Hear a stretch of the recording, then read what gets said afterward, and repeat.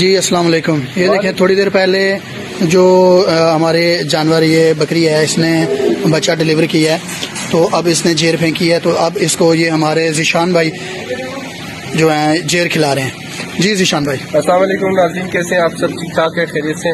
اس وقت ہم بکری کو جیر کھلا رہے ہیں. پاکستان میں 90% لوگ یہ کہتے ہیں کہ جی جیر نہیں کھلانی چاہیے. ہمارا فارمولہ یہ ہے کہ ہم بکری کو جیر اس لیے کھلاتے ہیں کہ بکری جو ہے 5 مہینے تک اسے اپنے بچے کے ساتھ سنبھال کے رکھتی ہے، اور جب 5 مہینے کے بعد بکری سے باہر نکالتی ہے تو اس کے لیے 100% انرجی سورس ہے، اور اس کے اتنے فائدے ہیں کہ یہ زود ہضم چیز ہے، اور جتنی جلدی یہ ہضم کرتی ہے اتنی جلدی اس کو صحت بھی ملتی ہے. تو اس حوالے سے جیر کھلانا بہت زیادہ ضروری ہے.